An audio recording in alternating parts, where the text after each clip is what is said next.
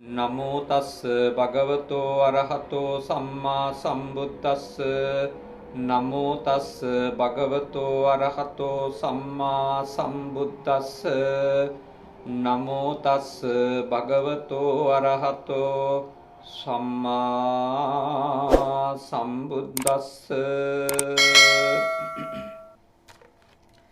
කාරුණික ශ්‍රද්ධාකාමී පින්වතුනි, අදත් මේ පින්වත් පිරිස සූදානම් වෙන්නේ බුද්ධ පුතුන් මුහුණු පොත සමග එකතු වෙලා තථාගත ලෞතුරු බුදුරජාණන් වහන්සේ දේශනා කරන්නට යෙදුන උතුම් වූ ශ්‍රී සද්ධර්මය ටික වෙලාවක් ශ්‍රවණය කරන්නට. අද මේ පින්කම සඳහා දායකත්වයේ අරගෙන කටයුතු කරන්නේ ඇමරිකා එක්සත් ජනපදයේ ස්ටැටන් අයිලන්ඩ් පළාතේ ජීවත් වෙන අපේ සදහැවත් නිරෝස් ඩිසිල්වා මහත්මාණන්, එම නෝනා මහත්මිය වන සෙහානි කහඳවල නෝනා මහත්මිනිය, සිනලි ඩිසිල්වා දියණිය මේ උතුම් වූ පින් කටයුත්ත සඳහා අද දායකත්වයේ අරගෙන කටයුතු කරනවා.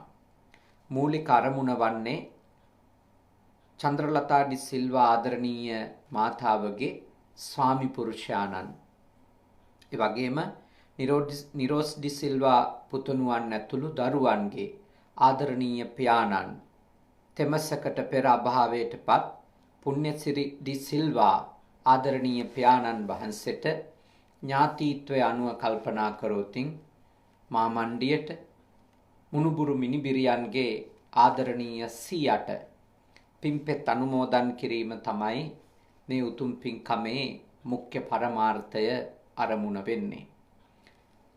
අප රට තුල පවතින වසංගත තත්වයක් එක්ක එතුමන්ගේ තුන් මාසයක් සපිරෙන තැන අපේ බෞද්ධ සිරිතට අනුව සිදු කරන පින් කටයුතු සිදු කර ගැනීම තරමක දුෂ්කරතාවයක් තිබෙන නිසා විශේෂයෙන්ම ඒ පවුලට එකතු වෙච්ච දියණිය නිරෝස් ඩිසිල්වා මැතිතුමාණන්ගේ ආදරණීය බිරිඳ ශහනි කහඳවල නෝනා මහත්මිය අපෙන් ඉල්ලා සිටියා තම ස්වාමි පුරුෂයාණන්ගේ පියාණන් වහන්සේට පින් අනුමෝදන් කිරීම සඳහා පුණ්‍යසිරි ඩිසිල්වා පියාණන්ට පින් දීම සඳහා සද්ධර්ම දේශනාවක් සිද්ධ කර දෙන්නට කියලා.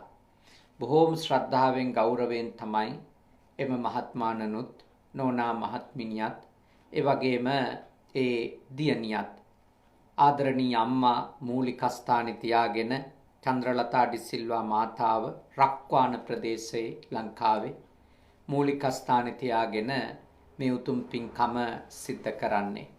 ඉතින් පොසොන් පොහොය ගත වෙලා දවසක් තමයි පිරුණේ. ඉතින් මේ පොසොන් සමය තුල මේ වගේ පින්කමක් කරලා ධර්ම දානමය පින්කමක් කරලා ආදරණීය පියාණන් වහන්සේට පින් අනුමෝදන් කරන්නට ඒ කටයුතු කිරීම අපි බොහොම අගය කොට සලකනවා.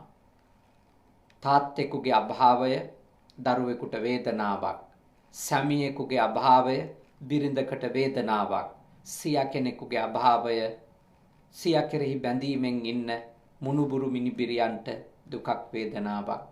ඒ නිසා බොහෝ වෙලාවට ඒ වේදනාව ටිකක් හරි තුනී වෙන්නේ තමන් සුජීවත්ව ඉඳිද්දී මියගිය පියාණන් වෙනුවෙන්, මියගිය ඥාතිවරයාණන් වෙනුවෙන් කරන ලද යුතුයකම් කැපවීම මතක් කරනකොට මං හිතනවා මේ මහත්මාණන්ට නම් බොහෝ සතුටු වෙන්න, හිත හදාගන්න කරුණු තිබෙන බව අපට දැනගන්නට ලැබිලා තිබෙනවා. ආදරණීය මව්ට පියාට බොහොම ආදරෙන් ඉගෙන ගන්න කාලේ ඉඳලම බොහොම ආදරෙන් සැලකිලි සංග්‍රහ කරලා ඒ ආදරණීය පියාණන්ටත් මව්ටත් කරන්ට පුළුවන් උපරිම යුතුයකම් ඉෂ්ට කරපු බොහොම දයාබර පුතුණු කෙනෙක් ලෙස තමයි නිරෝස් ඩිසිල්වා මැතිතුමා අද විදේශගතව සිටියත් කටයුතු කරන්නේ. ඉතින් තාත්තා වෙනුවෙන් මේ පින්කම කරන්නේ අම්මගේ හිත සුවපත් කරමින් තාත්තට පින් අනුමෝදන් කිරීමේ පරම අභිලාෂයක් ඇතුව. ඉතින් පින්වතුනි මේ වගේ උතුම් යුතුයකමක් ඉෂ්ට කරන වෙලාවේ ඔබ හැම දිනාටම ප්‍රයෝජනවත් වෙන දහම් කරුණක් අදත් සාකච්ඡා කරන්නට අපි කල්පනා කළා. බුද්ධ නීති සංග්‍රහය කියන උතුම් ධර්ම ග්‍රන්ථය ඇසුරු කරගෙන අද අපි සාකච්ඡා කරන්නේ විශේෂයෙන්ම විමසා බලා කටයුතු කිරීම පිළිබඳව. නොවිමසා කටයුතු කිරීමේ කියන්නේ විමසා බලලා නැතුව කටයුතු කිරීමේ භයානකකම පිළිබඳව අද අපේ මේ දේශනාවේදී ඔබත් එක්ක සාකච්ඡා කරනවා. හැමදෙනාම හොඳ අවධානයක් යොමු කරලා මේ දේශනාව ශ්‍රවණය කළොතින් මා විශ්වාස කරනවා ඊටාම වටින උතුම් උපදේශනයක් ඔබේ ජීවිතයට ලබා ගන්න නිසක වශයෙන්ම ඔබට අවස්ථාවක් උදා වෙනවා. අපි භාග්‍යවතුන් වහන්සේගේ දේශනාවට මෙතෙන් ඉඳලා අවධානය යොමු කරමු.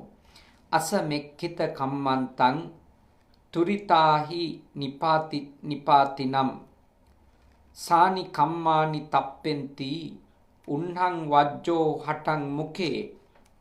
භාග්‍යවතුන් වහන්සේ දේශනා කරනවා පරීක්ෂා නොකොට වැඩ කරන්නා වූ නොවිමසා වහා කටයුත්තට පනින්නා වූ තැනැත්තන් ඒ කර්මයෝ නිසා තැවෙනවා.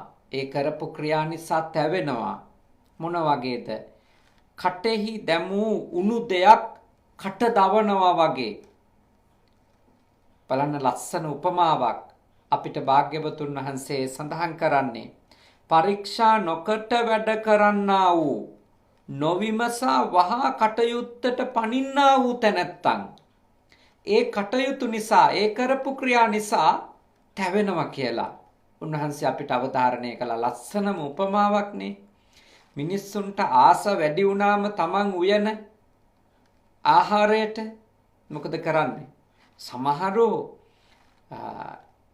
ව්‍යංජනය මාළුපිණි අලබතල වෙන්න පුළුවන්. තමන් ආස ආහාරයක් නම් සමහර වෙලාවට ලිපේ තියෙද්දිම කෑල්ලක් දෙකක් උණුවෙන්ම කටට දාගන්න අවස්ථාවක් නැතුව නෙමෙයි. ලිපෙන් බිමට තියපු ගමනොත් ආසාව වැඩි අය ආහාරයට එය කන්න ඉවසිල්ලක් නැතුව ඉන්න අය උණුවෙන්ම කටට දාගන්න අවස්ථා තිබෙනවා. ඔබට ඒ වගේ අත්දැකීමක් තිබෙනවා නම් උණුවෙන් කටට දාගත්තු දෙයක් ආසාව වැඩිකමට ඉවසිල්ලක් නැතිකමට ඔබට අත්දැකීමක් ඇති. ඔබේ කට පිච්චුණා කියන එක. බිමට දාගන්නත් බැරුව, ගිල ගන්නත් බැරුව ටික වෙලාවක් ආසාව වැඩිකමට කටට දාගත්තු දේවල් නිසා ඔබ දුක් විඳ බව, ඔබ පීඩාවකට පත්වෙච්ච බව ඔබට සමහර කෙනෙකුට අත්දැකීම් විදියට ඇති. භාග්‍යවතුන් වහන්සේ දේශනා කරනවා අපි කලබල වෙලා කිසිදු විමසීමක් නැතුව කරන වැඩවල විපාකත්, කරන ක්‍රියාවල විපාකත් ඒ වගේ, ගන්න තීරණවල විපාකත් ඒ වගේ, කියන කතාවල විපාකත් ඒ වගේ. කිසි සොයා බැලීමක් නැතුව මොන තරම් කලබලෙන්නේ, මොන තරම් කලබලෙන් අපේ තීන්දුව ගන්නවද? ලං කරගන්න, අයින් කරන්න, කියලා දාන්න කොච්චර කලබලද අපිටනේ. මම කලින් අවස්ථාවකත් මතක් කළා මේ ජපානයේ මා මේ වැඩ ඉන්න පළාත, මේ පළාතට කියන්නේ කනගවා දිස්ත්‍රික්කය, ෆුජිසාවා කියන ගම. මේක ගමක්. මේ ගමේ තමයි මේ ෆුජි සුගත භාවනා මධ්‍යස්ථානයේ අලුතින් ඒ දායක කාරකාදීන් ආරම්භ කරලා නිවසක් මිලදී අරගෙන එය පන්සලක් බවට, සේනාසනයක් බවට පත් කරලා අපේ සුදම්ම ස්වාමීන්ද්‍රයාණන් වහන්සේ මුල් කරලා මහා සංඝරත්නයට වඩින්ට කියලා ආරාධනා කරලා පූජා කළා. ඉතින් මේ රටේ තිබෙනවා සිරිතක්, මේ රටේ තිබෙනවා ක්‍රමයක්. යම් කිසි කෙනෙක් යම් ගමකට අලුතින් ආවොත් අනිවාර්යයෙන්ම ඒ ගමේ තිබෙන ගම් සභාව වගේ එකක්, ග්‍රාම සංවර්ධන සමිතියක් වගේ එකක් තියෙනවා. ඒකට ඇතුල් වෙන්න ඕන. ඒකේ සමාජිකත්වය ගන්න ඕන. ඉතින් මේ සේනාසනය ආරම්භ කරලා දැන් මාසයක් හමාරක් ගත වෙන නිසා අපේ සුදම්ම සායනහන්සේ දායක සභාවේ පින්වතුන්ලා කිහිප පොලක් ගිහිල්ලා ඒ සමිතියේ ඇත්තන්ට දැනුවත් කරා අපි මේ ගමට අලුතින් ඇවිල්ලා ඉන්නවා. අපි තේරවාදී බෞද්ධ භාවනා මධ්‍යස්ථානයක්. මෙහි වැඩ ඉන්නේ ස්වාමින් වහන්සේලා. මේ කරුණු කියලා මතක් කළා. ඔවුන් මුලින් ඒ කරුණු හොඳට අහන් ඉඳලා පසුව දැනුම් දෙන බව ඔවුන්ගේ අදහස කිව්වා. ඊට පස්සේ ඒ ප්‍රධාන නිලධාරීවරු මේ ගම්වැසියෝ එක්ක සාකච්ඡා කරලා තියෙනවා මේ සේනාසනය ගැන. හැබැයි ගම්වැසියෝ ඒ නිලධාරීන්ට දැනුවත් කරලා තිබෙනවා අපි කලබල වෙලා ඉක්මනින් මේ ආගමික සංවිධානයක් නිසා මේ සමිතියට බඳවා ගැනීම නොකළ යුතුයි. ඒකට අපි තව කාලයක් ගත යුතුයි කියලා. දැන් ඒ කාරණාව ඇහුවම අපිට ඇති වුණේ සතුටක්, තරහක් නෙමෙයි. ඒ මිනිස්සු කොච්චර බුද්ධිමත්දනේ. අපි වෙනම හැමේ පැහැයක් තියෙන පිරිසක්.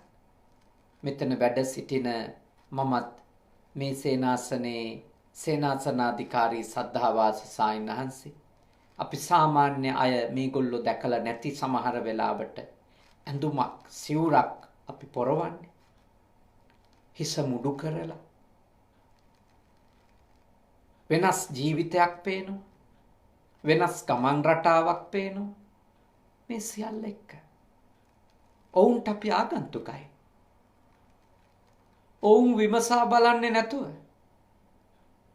කල් ගැනීමක් කරලා හොඳට සොයන්නේ බලන්නේ නැතුව ඔවුන් මොන හේතුවක් නිසාවත් අපි ඔවුන්ගේ සමිතියට බඳවා ගන්න කැමති උනේ නැහැ.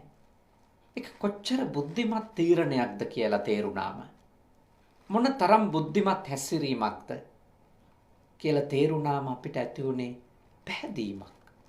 අසතුටක් නෙමෙයි. මොකද මේ ගම්මැසියෝ අපිට යන්න කියලා නැහැ. මෙතන ඉන්න එක අපි ඉන්න එක වැඩ ඉන්න එක වදයක් කියලා අපිට කරදර කරන්නට වෙලත් නැහැ. ඒගොල්ලෝ මන් දන්නවා සිහිනුවණින් බොහොම කල්පනාවෙන් අපේ සේනාසනය එහි කටයුතු නිරීක්ෂණය කරමින් ඉන්නවා. අපේ හැසිරීම, අපි පින්කම් අවස්ථාවල හැසිරෙන හැටි, කතා කරන හැටි, උත්සව අවස්ථාවල කටයුතු කරන හැටි, අසල්වාසීන්ට කරදරකාරීද, මේ හැම දෙයක්ම බොහොම නිහඬ නිරීක්ෂණයක ඉන්න බව අපට පේනවා. අපි දැක්කම බොහොම ගෞරවයෙන් හිස නමලා කතා කරනවා. කවුරුත් කොන්නිචිවා කියනවා, ආයුබෝවන් කියනවානේ. ඒ ඔවුන්ගේ බසින් ගරු කරනවා. ඒ ඔක්කොම තියෙනවා. හැබැයි තාම අපිව බාරගෙන නැහැ. ඒ සමිතියට සම්බන්ධ කරගෙන නැහැ. කොච්චර බුද්ධිමත්දනේ. කොච්චර විමසන සුළු ගතියක්දනේ. නුවණින් විමසා බලලා, සොයලා බලලා, විමසිලිමත් වෙලා මිසක අපි ගැන යම් දැනුමක් ඇති වුණාම මිසක අපි ඔවුන්ගේ සමිතියට බඳ ගන්නේ නැති බව නම් ඔවුන් අපිට ඍජුවම පැහැදිලි කරලා තියෙනවා. මේ භාග්‍යවතුන් වහන්සේ කියපු දෙයක් නේ. මොකද උණු බත් ගුලි කටේ දා ගන්නවා වගේ, උණු මාළු කෑලි කටේ දා ගන්නවා වගේ, උණු අලබතල කෑලි කටේ උබා ගන්නවා වගේ, ආසාව වැඩි කමට හදපු චිකන් කරි එකේ කෑල්ලක් උණුවෙම කටේ දා ගන්නවා වගේ මේ මිනිස්සු සූදානම් නැහැ අපිව ඔවුන්ගේ සමිති සමාගම් වලට ගැට ගහගන්න. මොකද අර වගේ කෑමක් උණුවෙම කටේ දාගත්තොත් ආසාව වැඩි වෙලා, පැහැදීම වැඩි වෙලා, කැමැත්ත වැඩි වෙලා මොකද්ද වෙන්නේ? කට පිච්චිලා යනවා. එළියට දාගන්නත් බෑ, ආස වැඩි. තොලත් පිච්චෙයිද කියලා බයයි. ගිලින්නත් බෑ. ඔක්කොම උගුරෙන් පහලට පිච්චිලා යයිද කියලා බයයි. බුදුරජාණන් වහන්සේ දේශනා කළා නුවණින් විමසා බලන්නේ නැතුව කටයුතු කරන එකත්, කලබලයට ආසාවට දේවල් වලට පැනලා තීරණ ගන්න එකත් හරියට මොන වගේද? ආහාරයක් උණුවෙන් කටේ දාගෙන ඒකෙන් පිච්චෙන, දැවෙන, තැවෙන මිනිස්සෙකුගේ ස්වභාවය වගේ කියලා. ආසාවට විවාහ වෙච්ච අයට මේ කතාව හොඳටම තේරෙනවා ඇති.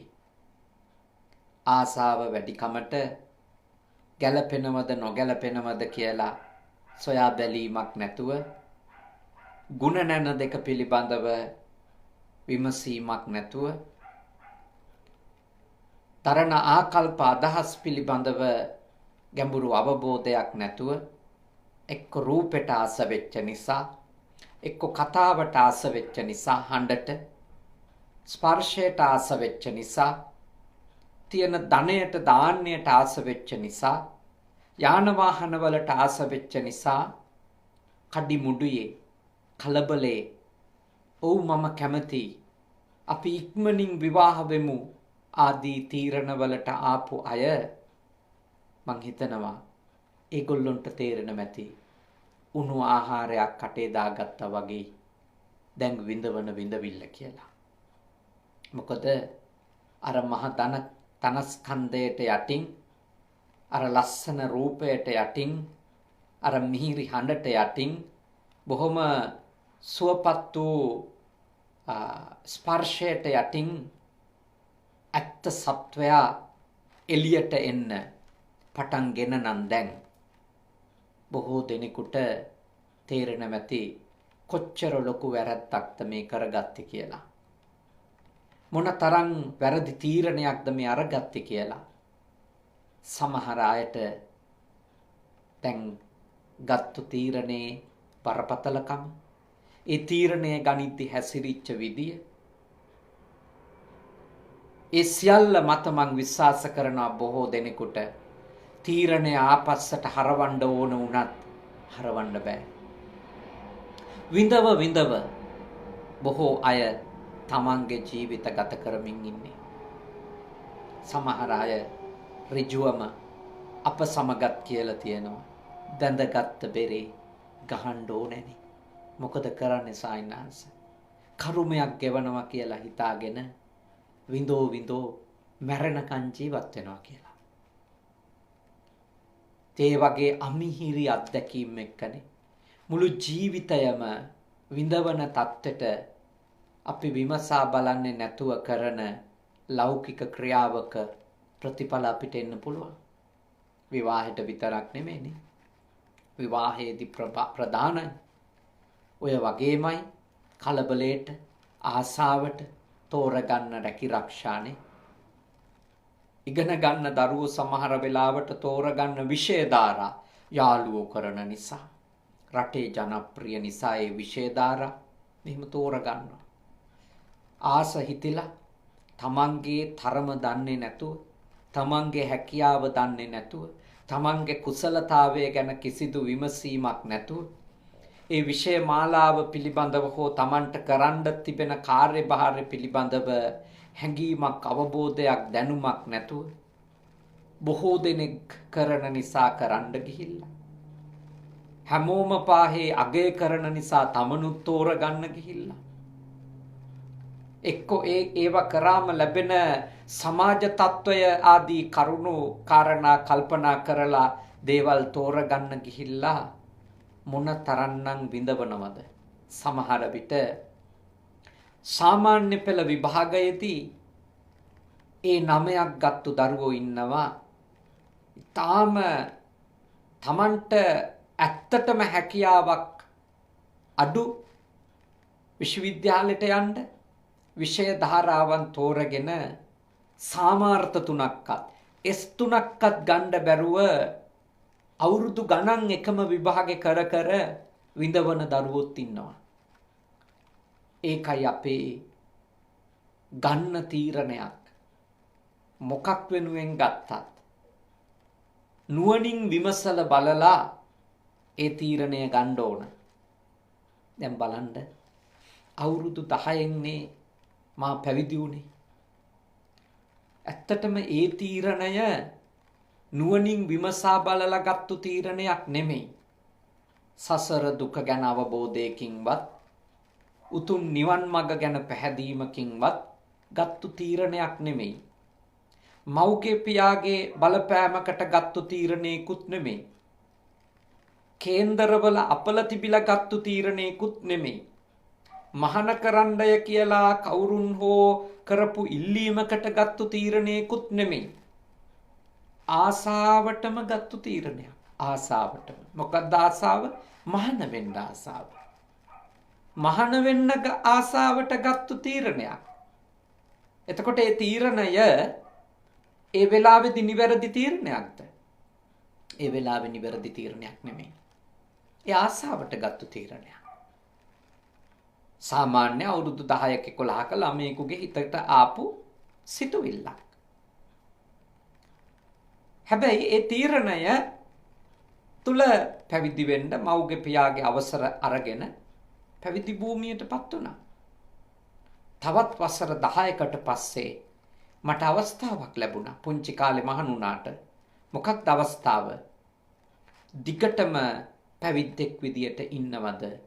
නැත්තම් ඒ අතහරිනවද? එහෙම අවස්ථාවක් තියෙනවා.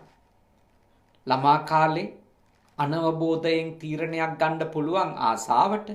මම නම් හිතන්නේ මගේ සංසාර පුරුද්දකට කියලා පුහුණුවකට කියලා. ගත්තු තීරණයක් වුණාට මට අවකාශයක් හම්බ වෙනවා. මේ ශාසනයට තුල් වෙන ඕනම කෙනෙකුට අවකාශයක් හම්බ වෙනවා. උපසම්පදාවටපත් වෙන්න කලින් ඕනනම් උපවැදි වෙන්න සිවුරු අත්හරින්න. මොකද මේ වෙලාවේ උපසම්පදා කරන්න කලින් අර මහාන කරපු දවසේ පොරොප්පු සිවුරු අයින් කරනවා. අයින් කරලා පන්සිල් දෙනවා. ඊට පස්සේ තමයි අපි කැමති නම් බුද්ධිමත්ව හිතලා මතලා තීරණයක් ගන්න පුළුවන්. ගිහියෙක් විදියට එතනින් පස්සේ ජීවත් වෙනවද?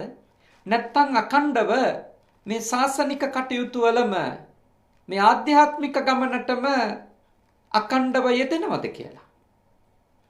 බලන්න ළමයෙක් විදියට ආසාවට ගන්න තීරණයක් වුණත් උපසම්පදාවේදී නැවත විමසා බැලීමකට නැවත විග්‍රහයකට යන්න නිදහසක් තථාගතයන් වහන්සේ දීලා තියෙනවා. ඒ ඇයි? කෙනෙක් මුළු ජීවිතය ගැනම තීන්දුවක් ගන්නව නම් ඒක මෝරපු වයසකදී දැනුම් තේරුම් ඇති වයසකදී ගත යුතු තීරණයක්. උපසම්පදා කරන්නේ නැහැ අවුරුදු 15. උපසම්පදා කරන්නේ අවුරුදු 18 නුත්. උපසම්පදා වෙන්න නම් අපේ තේරවාදී සම්ප්‍රදාය තුල අවුරුදු 20ක් සම්පූර්ණ වෙලා තියෙන්න ඕන. ඒක තමයි අපේ සම්ප්‍රදාය. උපතේ ඉඳලා 20 අවුරුද්දක් සම්පූර්ණ වෙන්න ඕන. මොකද දෙයක් නුවණින් විමසලා බලලා තීන්දුවක් ගන්න පුළුවන් වයසට එනකන් සාමණේර නමක් විදියට ධර්මය ඉගෙන ගන්නවා, පුහුණු වෙනවා. සාමාන්‍ය මේ ශාසනයේ ස්ථාවර වෙච්ච පැවිද්දෙක් විදියට නෙමෙයි. සාමාන්‍ය පැවිදි කෘත්‍ය කරගෙන යන්න පුළුවන්. හැබැයි ස්ථාවර පැවිද්දෙක් බවට කෙනෙකුපත් වෙන්නේ උපසම්පදාව එක්ක. එය ලබා ගන්නට නම් එයා මෝරපු වයසට එන්න ඕන. අවුරුදු 20ක් වෙන්න ඕන. අවුරුදු 20 දී උපසම්පදා වුණා.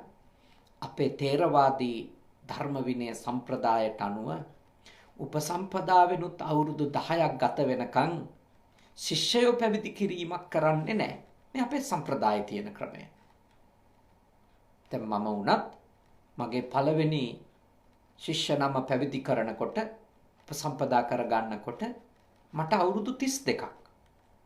ඒ කියන්නේ උපසම්පදා වෙලා අවුරුදු 12ක් ගත වුණා. එතකන් පැවිදි කිරීම, උපසම්පදා කිරීම ඒ කටයුතු වලට ගියේ නැහැ. ඇයි? මම ශාසනය තුල ස්ථවිර භාවය තහවුරු කරගන්න ඕන. ස්ථවිර භාවය. ඒ කියන්නේ තවත් මැචුවර්ඩ් වෙන්න ඕන කියන එක නෙමෙයි. මහාන වෙලා හරි උපසම්පදා වුණා කියලා ඊට පහුවෙනිදම ගෝලයෝ මහාන කරන එක අපේ සම්ප්‍රදාය නෙමෙයි. අපේ සම්ප්‍රදායේ යෝජනා කරන්නේ ඒවටත් කාලයක් තියෙනවා. ගෝලයෙක් මහාන කරනවා කියන එක, ශිෂ්‍යයෙක් හදන්න තීරණයක් ගන්නවා කියන එක බරපතල තීරණයක්. එවැනි තීරණයක් ගන්න ගොඩක් නුවණින් විමසා බලන්න ඕන. හිතුමනාපෙට දරුවෙක් පැවිදි කරගෙන කටයුතු කරන්න බෑ. දරුවගේ ආරක්ෂාව, සෞඛ්‍ය, අධ්‍යාපනය, ඒ දරුවට අවශ්‍ය කරන රැකවරණය, දයාව, කරුණාව, ළමා මනස තේරුම් ගැනීමේ හැකියාව, දරුවෙකු විදියට යා රැකීමේ පෝෂණය කරලා බලා කියා ගැනීමේ හැකියාව, ඊට අදාළ පරිණතකම මේ සියල්ල එන්න ඕන. එහෙම ඉන්නේ නැතුව ශිෂ්‍යානුශිෂ්‍ය පරම්පරාවක් ගොඩනැගීම අපේ තේරවාදී සම්ප්‍රදායික ශාසන සම්ප්‍රදාය තුල නම් ඇත්ත වශයෙන්ම නැහැ. මම හිතනවා මගේ ශිෂ්‍ය නමල එක්කත් කියලා තියෙනවා මම. අඩුම මම අවුරුදු 35 දී ඔබ වහන්සේලා පැවිදි කරන්න තීරණය කරා නම් මට තවත් හොඳ තීරණ ගන්න තිබුණා කියලා. මොකද හේතුව එතකොට තවත් මම දැනුවත් නේ. උන්වහන්සේලා හික්මව ගන්න ඕන විදිය. එතකොට මට තවත් දැනුම ලැබිලා. මට තවත් බුද්ධිමත්කම, ප්‍රඥාව දියුණු කරගන්න, මා තුළ තව දැඩි හික්මීමක් ඇති කරගන්න අවශ්‍ය වයසට ඇවිල්ලානේ. ඒ නිසා ඔබ හොඳට අවබෝධ කරගන්න මේ දේවල්. නුවණින් විමසලා බලන්න පුළුවන් කාලය එනකන් කලබල වෙලා තීන්දුව ගන්න එපා කියලා තමයි අපේ තරුණ දුවා දරුවන්ට මම යෝජනා කරන්නේ. ළමෙක් විදියට ඉන්න ඕන කාලේ ළමෙක් විදියට ඉන්න. මුළු ජීවිතේ ගැනම කලබල වෙලා තීන්දුව තීරණ ගන්න යන්න එපා. Tamanට ඕනෝනි එක කරන්න යන්න එපා. මොකද සමහර තීරණ ගන්න පුළුවන්. හැබැයි එහි බරපතලකම තේරෙනකොට ආපහු හරවන්න බෑ. ආපහු හරවන්න බෑ. හරිම සංකීර්ණ ප්‍රශ්න ඊළඟට ඇති වෙනවා. ඊට පස්සේ ඒ ගත්තු තීරණය තුල ඉන්න පුළුවන් හින්දාත් නෙමෙයි. තීරණය ආපස්සට හරවන්න බැරි හින්දා විතරමයි. එතකොට Taman තව කෙනෙක් එක්කනම් ජීවත් වෙන්නේ. Tamanට කොච්චර අපරාධයක් දෙයින් කරගන්නේ. ඒ විදියට අකමැත්තෙන්, නොදැනුවත්කමින්, අනවබෝධයෙන් ගත්තු තීරණයක එහෙම ඉන්නේ තව කෙනෙක් එක්කන Tamanට Taman කොච්චර අපරාධයක්ද කරගෙන තියෙන්නේ. ඊළඟට Taman අකමැත්තෙන් කෙනෙක් එක්ක ඉන්නකොට අකණ්ඩව මුළු ජීවිත කාලෙම ඒ ඇත්තිට කොච්චර ලොකු අසාධාරණයක් අපරාධයක්ද නේ. ඊළඟට ඔබ එවැනි මානසික පසුබිමක ඉඳගෙන මේ ලෝකෙට දරුවෝ අරගෙන ආවොත්, මේ ලෝකෙට දරුවෝ බිහි කරොත්, ඒ දරුවෝ ගත කරන්න පුළුවන් ජීවිතේ කොයි වගේ වෙයිද? ඒ නිසා අපි හැම දෙයක් ගැනම ඔබ ලෞකික ජීවිතේ ගත කරද්දී විශේෂයෙන් හැම දෙයක් ගැනම ගොඩාක් නුවණින් විමසලා බලන්න ඕන. හොඳට හිතලා මතලා තීරණ ගන්න ඕන. කලබල වෙලා ආසාවට, තරහට, වෛරයට තීන්දුව තීරණ ගන්න අය වෙන්න එපා. බුදුරජාණන් වහන්සේ දේශනා කරන්නේ ඒක හරියට උණු ආහාරයක් කටේ දා ගන්නවා වගේ. රස්මිය සහිත බීමක් කටට ගන්නවා වගේ. කට ඇතුළ පිච්චෙනවා. ආසාවට ගත්තු නිසා විසික් කරගන්නත් බෑ. ගිල ගන්නත් බෑ. විඳෝනවා. එතෙන්ට වැටෙන්න එපා කියන එක තමයි මේ දේශනාව තුළ භාග්‍යවතුන් වහන්සේ ඔබට අවධාරණය කරන්නේ.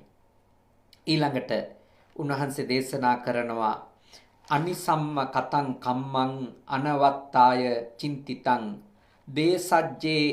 බේසජ්ජස්සේව හේ භංගෝ විපාකෝ හෝති පාපකෝ කල යුතු නොකල යුතු බව ගැන විමසීමක් නොකොට කාරණානුකූලව නොසිතා කළ දෙය බෙහෙතේ අප්‍රත්‍ය වීම මෙන් නපුරු විපාක ඇත්තේය. දැන් අපි බෙහෙත් ගන්නෙ මොකටද? ලෙඩකටනේ. හැබැයි බේත හරි සිහිනුවණින් විමසලා බලන්නේ නැතුව ගත්තොත් මොකද වෙන්නේ? බේත ගත්තේ ලෙඩකට වුණාට වෙන ලෙඩක් හැදෙන්න පුළුවන්. නුවණින් විමසා බැලීමකින් තොරව බොන්න පටන් ගත්තු බේත් නිසා ගොඩ වෙදකම් වලින් අපිට හිතෙන මාත්‍රා වෙන්නේ දොස්තර මහත්තයා දෙනවා මේ පෙත්ත දවසට එකයි. අපිට එනවා තදියමක් ඉක්මනට ලෙඩේ අඩු කරගන්න. ඉතින් අපි දෙකක් බොනවා. සමහර වෙලාවට ඔන්න කමන්නේ තව එකක්ම බොනවා කියලා තුනක්ම බොනවා. මොකද වෙන්නේ? ලෙඩක් හොඳ කරන්නට ගත්තු බේත වැරදියට අරගෙන අනුවන කමින් යුක්තව අරගෙන නුවණින් විමසා බලන්නේ නැතුව අරගෙන බේතම වහක් වෙන්නේ නැද්ද? බේතම විසක් වෙන්නේ නැද්ද? හොඳට තේරුම් ගන්න. භාග්‍යවතුන් වහන්සේ දේශනා කරනවා නුවණින් විමසා බලන්නේ නැතුව බොන බේතත් වහක් වෙනවා. විසක් වෙනවා. මුළු ජීවිතයම විනාශ වෙලා යන්න ඒක හේතුවක් වෙන්න පුළුවන්. ඒ වගේම තමයි මේක කල යුතුද මේක නොකල යුතුද කියලා හොඳට නුවණින් විමසා බලන්නේ නැතුව කරුණු කාරණා ගැන හරි තක්සේරුවක් නැතුව කරන දේවල් වල විපාක දෙයක් නොකර හිටියට වඩා භයානකයි. දෙයක් නොකර හිටියට වඩා භයානකයි. එහෙම අනුවණකමින් යුක්තව කරුණු කාරණා විමසා බැලීමකින් තොරව ගනු ලබන තීරණවල විපාක පැත්ත. එනිසා මා ඔබට මෙත් සිතින් කරුණාවෙන් යෝජනා කරනවා. ඔබේ ශාස්ත්‍රවරයා නම් ගෞතම බුදු පියාණන් වහන්සේ ඔබ කෙරෙහි ආදරයෙන්, ඔබ කෙරෙහි කරුණාවෙන්, ඔබ කෙරෙහි අසීමිත අනුකම්පාවෙන්මයි මේ දේශනා සිද්ධ කරලා තියෙන්නේ. සමහර කෙනෙකුට හිතෙනවා ඇති මේ දේශනා අහන් ඉන්නකොට අනේ මගේ තරුණ කාලේ මේ දේශනා ඇහුණනම් අද මම මෙතනට වැටෙන්නේ නෑනේ කියලා. අද මට මෙහෙම වෙන්නේ නෑනේ කියලා. ඔව්, සමහර දේවල් අපිට ලැබෙන්නේ කල්ගත වෙලා. හැබැයි කල්ගත වෙලා හරි පහු වෙලා හරි දෙය ලැබුණොත් ඒ දෙය අපි ගන්න ඕන. එතනින් එහාට ගෙවන ජීවිතයට හරි අපි ඒ දෙය ප්‍රයෝජනයට අරගෙන පැරණි අනුවණකම් නැවත නොකර ඉන්න අදිෂ්ඨාන කරන්න ඕන. නුවණින් විමසලා බලන්නේ නැතුව කරපු අනුවණ වැඩ තියෙනවා අපි කාගේ ජීවිතේ. මටත් තියෙනවා එහෙම ඒවා. ඔබටත් තියෙනවා. අපි මේ දහම් කරුණු ඉගෙන ගන්න මේ උතුම් දැනුම මේ තථාගත ලෞතුරු බුදුරජාණන් වහන්සේගේ ප්‍රත්‍යක්ෂ ඥාණයෙන් අවබෝධ කරපු ඒ උතුම් දැනුම, උතුම් අවබෝධය, උතුම් ධර්මය දැන් අපිට ඉගෙන ගන්නට ලැබිලා තිබෙනවා. අහන්නට ලැබිලා තිබෙනවා. මේ ධර්මය අපි කරන්න ඕනේ මොකක්ද? අපේ ජීවිත අර පැරණි වැටුණු තැන්වලට වැටෙන්න නොදී නිවැරදි පාරට අරගෙන එන එක. අපේ අර පැරණි කියමන් තියෙන්නේ නේද? රෑ වැටුණු වලේ දවල් වැටෙන්න බෑ. ඒ වගේ එකක් නේ තියෙන්නේ. ඒ කියන්නේ එක තේරුම් ගත්තට පස්සේ හොඳටම S2 පේනකොට එතෙන්ට ඇද වැටෙන්න ඕන නෑ. එතෙන්ට ඇද වැටෙන්න ඕන නෑ. අතීතය ගැන පසුතැවෙන එක වෙනුවට අනේ මට එහෙම වුණානේ අපරාධනි කියලා විඳව තමන්ට ශාප කරගන්නවා වෙනුවට අද මේ අහන දහම් කරුණෙන් ප්‍රයෝජනයක් ලබා ගන්න. ඔබට පුළුවන් ඔබේ ජීවිතය ගොඩනගා ගන්න. ඔබට පුළුවන් අලුතින් ඔබගේ ජීවිතය ගමන් කරන දිශානතිය වෙනස් කරන්න. 100% වෙනස් කරන්න බැරි වුණත් යම් වෙනසක් ඔබට කරගන්න පුළුවන්. ඔබ බුද්ධිමත් වුණොත්. මේ දේශනාවන් හරියට ශ්‍රවණය කරලා මේවයි කියලා දෙන මේ කරුණ තේරුම් ගන්න නෙමෙයි උපමා කියන්නේ නේ. වරදවල ගත්තොත් ලෙඩක් හොඳ කරගන්න ගත්තු බේතත් වහක් වෙනවනේ. එතකොට බේත හරි නුවණින් විමසල බලලා මාත්‍රාවටනේ ගන්න ඕන. ප්‍රත්‍ය අප්‍රත්‍ය බව කැප අකැප බව හොඳට තේරුම් අරගෙනනේ බේත හරි පාවිච්චි කරන්න ඕනේ. ඒ වගේ භාග්‍යවතුන් වහන්සේ දේශනා කරනවා කරුණාකාරණා හොඳට විමසලා බලන්නේ නැතුව අපි වැඩිහිටියෝ විදියට නම් කටයුතු නොකළ යුතුයි. ළමා කාලේ, තරුණ කාලේ සමහර වෙලාවට මුරණ්ඩු කමට අපි ගත්තු තීරණ තියෙනවා. මගෙත් එහෙම ඒවා තියෙනවා. හරි මුරණ්ඩු වැඩ මං කරලා තියෙනවා. නාහෙට අහන්න නැති වැඩ කියන්නේ. ඒව කරලා තියෙනවා මාන වෙලා ඉඳිtti. හරි දරදඬු හැසිරීම් මගෙත් තිබිලා තියෙනවා. ගොඩක්. මේ තථාගතයන් වහන්සේගේ ධර්මය ටික බොහොම පොඩ අවබෝධ වෙනකොට තමයි ඒ වඩු වෙලා යන්නේ. නැත්තම් ඉවසිල්ලක් නැතුව කලබලේට මාන්නෙට උඩඟු කමින් ගත්තු තීරණ කොච්චර තියනවද? ඒ තීරණ නිසා මොන තරම්නම් පසුතැවුණු අවස්ථා තියෙනවදනේ. ඇයි මේ ගොන් වැඩේ කරේ කියලා හිතිච්ච අවස්ථා මට හිතිලා තියෙනවා. මේ වෙලාවේ එළියට ආවේ කොච්චර අනුවන කමක්ද කියලා මට හිතිච්ච අවස්ථා තියෙනවා. මම ඔබට යෝජනා කරනවා තථාගත ධර්මය අපේ ජීවන දර්ශනයේ බවට පත් වුණාට පස්සේ ඒ අනුවනකම් ටිකෙන් ටික අඩු කරගන්න.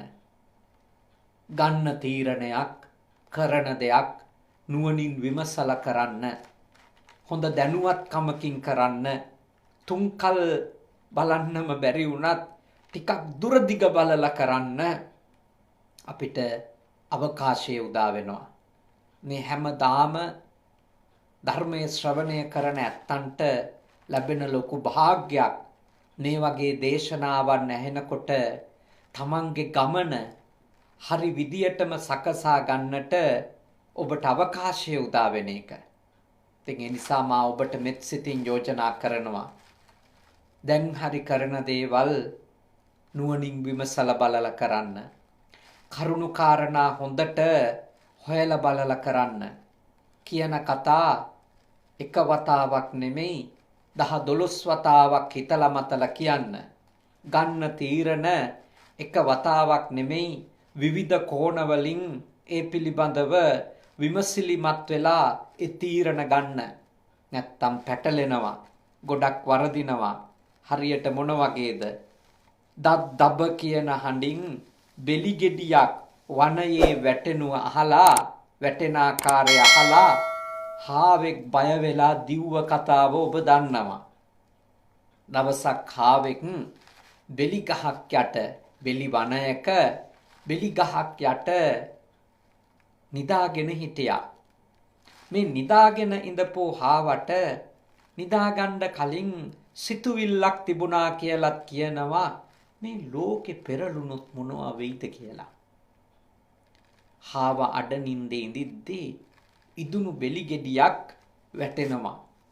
වියලුණු අතු ටිකක් කොළ ගොඩක් උඩට. ඒ සද්දය හාවට හිතෙන්නේ අර තමන් හිත හිතපු දේ වෙනවා කියලා. ලෝකෙ පෙරලෙනවා කියලා. හාවා දුවනවා. නිකන් නෙමෙයි. හම්බෙන සතාට කිය දුවනවා. ලෝකෙ පෙරලෙනවා කියලා. ඒ සත්තුත් හාවගේ පස්සෙන් දුවනවා. එයාලටත් හම්බ වෙන අයට කියනවා ලෝකෙ පෙරලෙනවා දුවන්න ජීවිතේ බේරගන්න කියලා.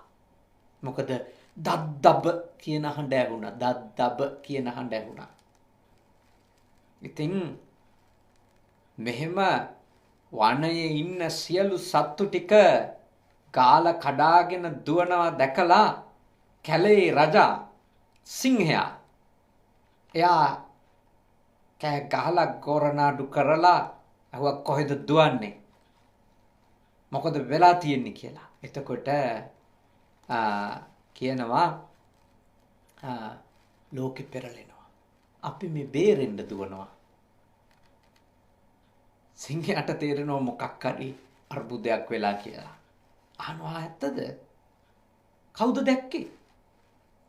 එක සතාගෙන් අහගෙන යනවා කවුද දැක්කේ? මම නම් දැක්කේ නැහැ. අහවලා තමයි මට කිව්වේ. අහවල් සතා තමයි මට කිව්වේ. මෙහෙම පස්සට අහගෙන යනවා කවුද මුල් එක්කෙනා කියලා. කවුද මුල් එක්කෙනා කියලා.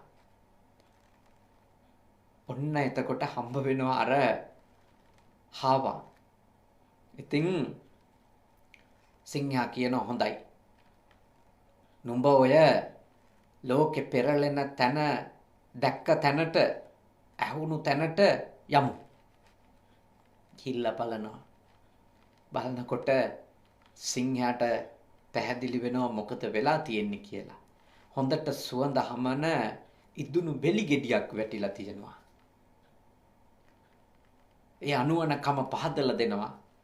ඒ වගේම කරන දෙයක් කිව්ව පමණින්ම ඇහුණු පමණින්ම කලබල වෙලා තීන්දුව තීරණ ගන්නේ නැතුව කල යුතු ආකාරය ගැන විමසා බලා කටයුතු කර යුතු ආකාරය ගැන ඒ කතාවේ සිංහයා සත්තුන්ටත් අපිටත් උපදේශනයක් ලබා දෙනවා.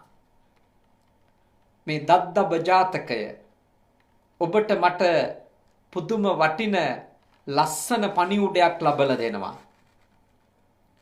නුවණින් විමසලා බලලා වැඩ කරේ නැතොත් අර දද්දබ කියන හඬින් බෙලිගෙඩියක් වැටෙන හඬ අහලා ලෝකෙ පෙරලෙනවා කියලා හිතාගෙන කටයුතු කරන සත්තු ටිකක් වගේ තමයි අපේ කටයුතුත්. ඇත්ත වශයෙන්ම කියනවා නම් ලංකාවේ මිනිස්සු නම් පුංචි කාලේ ඉඳලම දද්දබ ජාතකයේ බෙලිගෙඩිය වැටුණු කතාව අහලා තිබුණත් ඒක තේරුම් ගන්න බවක් නම් පේන්න නැහැ. එක කාලෙට කන ලනුතොගේ හැටි දැක්කට පස්සේදී තාම දද්දබ ජාතකයේ තියා සමහර අයට මොලේ කියලා කලඳක්වත් ලොකු ඔලු ගෙඩිය අස්සේ තියේද කියලා ප්‍රශ්න එනවා. මොකද එච්චරටම තීන්දුව තීරණ ගන්නකොට හිතා බැලීමක් දුරදිග බැලීමක් නැහැ. වැඩිපුරම ඇහෙන එක ඇත්තයි කියලා හිතනවා. වැඩිපුරම පේන එක සත්‍යයි කියලා හිතනවා. අද මේ අලුත් ලෝකේ ඔබ හොඳට මතක තියාගන්න ඕන බොරුවක් මේ සෝෂල් මීඩියා වලිනුත් අනිකුත් විද්‍යුත් මාධ්‍ය තුලිනුත් පත්තර තුලිනුත් අවස්ථා වැඩි ගාණක් එක දිගට කිව්වොතින් ඒක බහුතරයක් මිනිස්සු පිළිගන්න තරම් අනුවණයෝ ලංකාවේ විතරක් නෙමෙයි ලෝකෙ බොහෝ මිනිස්සු හැසිරෙන්නේ මේ සෝෂල් මීඩියා වල තිබෙන දේවල් පරම සත්‍ය ලෙස අරගෙන ඊළඟට මේවායේ පළ වෙන විකාශනය වෙන දේවල් ඒ වගේම මාධ්‍ය තුල අනෙකුත් විද්‍යුත් මාධ්‍ය තුල පළවෙන දේවල් පරම සත්‍ය ලෙස අරගෙන අනුවන විදියට කතා කරන, අනුවන විදියට තීන්දුව තීරණ ගන්න, අනුවන විදියට හැසිරෙන අය බොහොමයක් අපි මේ ලෝකය තුල දකිනවා. මම ඔබට මෙත් සිතින් යෝජනා කරනවා පුංචි කාලෙදිම ඉගෙනගත්තු බෙලිගෙඩිය වැටුණු හඬින් කලබල වෙච්ච හාවාගේ කතාව බොහෝ දේවල් ගැන නිගමන දෙන්න කලින් නැවත මතක් කරගන්න. මම මේ නිගමන දෙන්නේ, මම මේ අන්තිම තීරණය දෙන්න යන්නේ නුවණින් විමසලා බලලද, කරුණු කාරණා දැනගෙනද, නැත්තම් කවුරු හරි කියූ පළියටද, වැඩි පිරිසක් පිළිගන්න නිසාමද හිතන මතන જાතියක් බවට අපිපත් වෙන්න ඕන.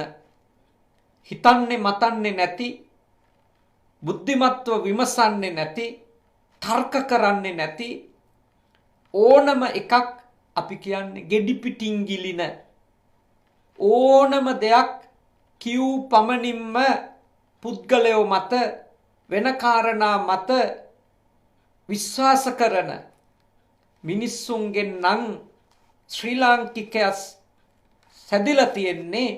ශ්‍රී ලාංකීය ජාතිය ලෝකෙ පිරිහිලා යන එක, විනාශ වෙලා යන එක නවත්තන්න බෑ. අපිට හොඳට හිතන්න මතන්න දෙන්නේ නැතුව තියාගන්න තරමට බොහෝ අයට අපිව රවට්ටන එක ලේසි කියන එක තේරුම් අරගන්න.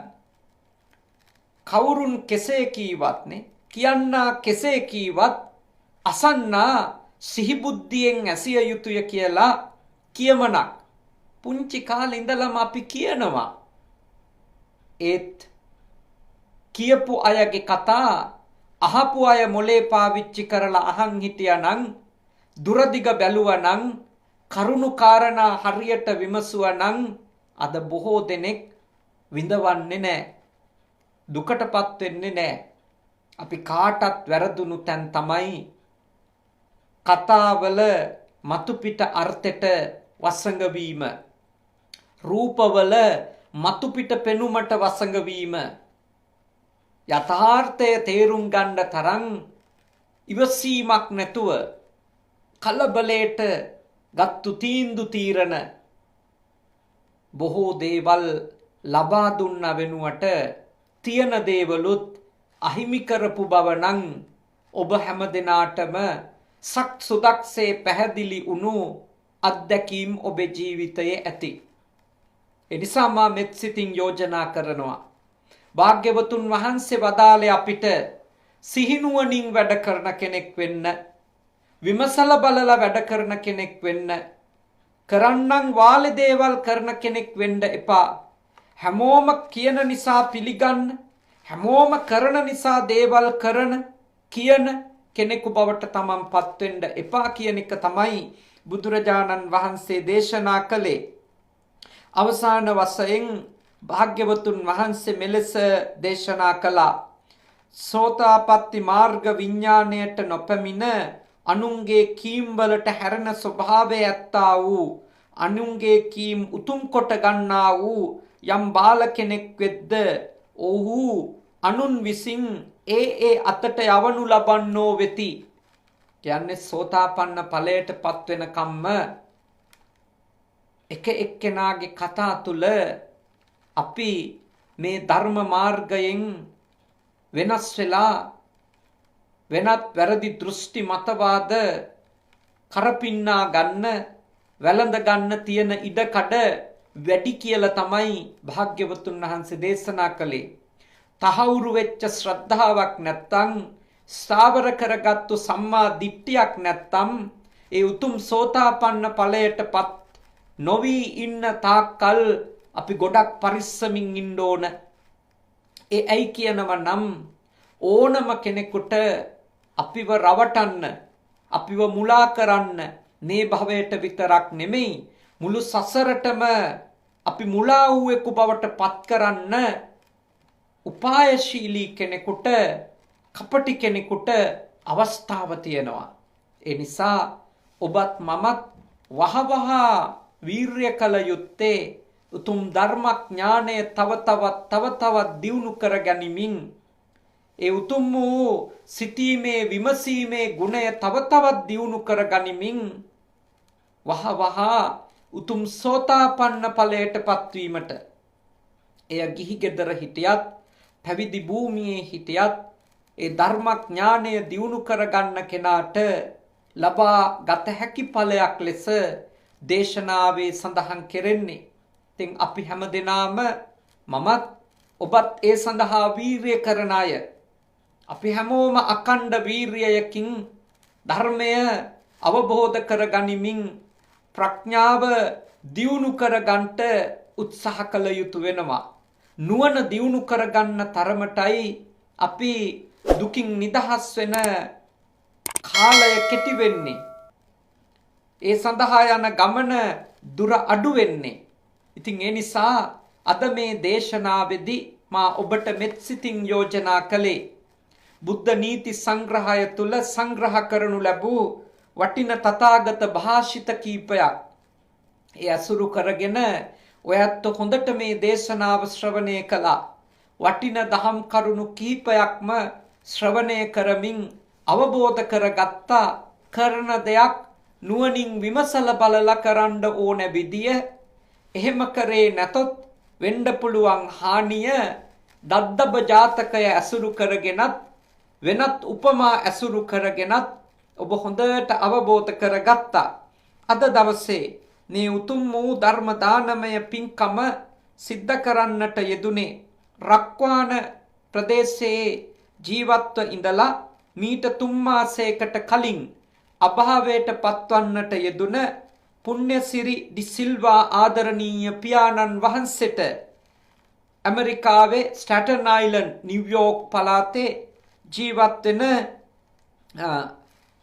නිරෝෂ් ඩි සිල්වා පුතුණුවන් ඇතුළු කොට පවුලේ දුවා දරුවන්ගේ ආදරණීය පියාණන්ට සුජීවත්ව සිටින ආදරණීය මෞතුමිය වන චන්ද්‍රලතා ඩි සිල්වා මාතාව ඇතුළු සියලු දෙනාගේම නමින් මිය ගිය ඒ පියාණන්ට ස්වාමි පුරුෂයාණන්ට ඥාතිවරයාණන්ට පින් අනුමෝදන් කරන්ටයි.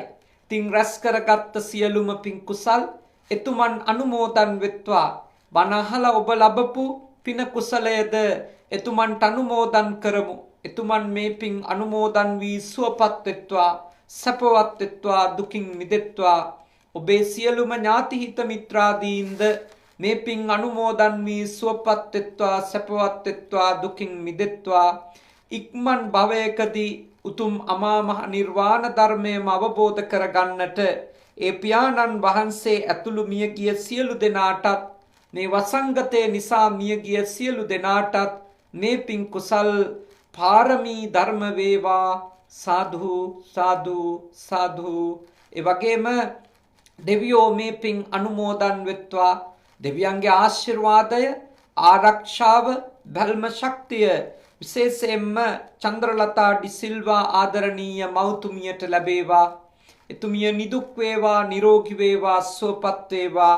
මේ පින්කම සිද්ධ කරන් කැප වුණු ඒ නිරෝස් ඩි සිල්වා පුතුණුවන් එම නෝනා මහත්මිය එතුමිය තමයි ඇමරිකාවේ ඉඳලා වෙලාවල් අතර ලොකු පරතරයක් තිබුණත් අපව බොහොම දුෂ්කරව වරින් වර සම්බන්ධ කරගෙන බොහොම ගෞරවයෙන් ඉල්ලීම කළේ තමන්ගේ මාමණ්ඩියට ස්වාමි පුරුෂයාණන්ගේ පියාණන් වෙනුවෙන් මේ පින්කම කරලා දෙන්න ස්වාමීන් වහන්සේ කියලා. එතකොට ඒ එතුමියලා ඇතුළු ඒ පුංචි දියණියටත් සියලුම දෙනාටත් සියලු දෙවියන්ගේ ආශිර්වාද වේවා. බණ අහපු ඔබටත් සියලු දෙවියන්ගේ ආශිර්වාද වේවා. වසංගත තත්වය ලක්දිවින් මෙන්ම මුළු ලෝකයෙන්ම ඉක්මනින්ම දුරින් දුරු වේවා. සියලු දෙනාටම නිදුක් සම්පන්න, නිරෝගී සම්පන්න සුවපත් ජීවිතයක්ම උදා වේවා. දෙවියෝද මේ පින් අනුමෝදන් වීමෙන් උතුම් අමා මහ නිවනම අවබෝධ කර ගනිත්වා. සාදු සාදු සාදු. අවසාන වශයෙන් ඔබ අප හැම දෙනාටම දෙවි දේවතාවුන්ට මියගිය සියලුම ඥාති හිත මිත්‍රාදීන්ට මේ පින් කුසල් පාරමී වේවා.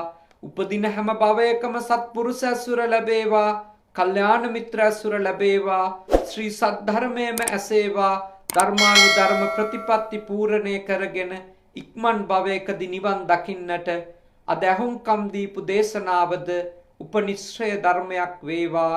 සාදු සාදු සාදු.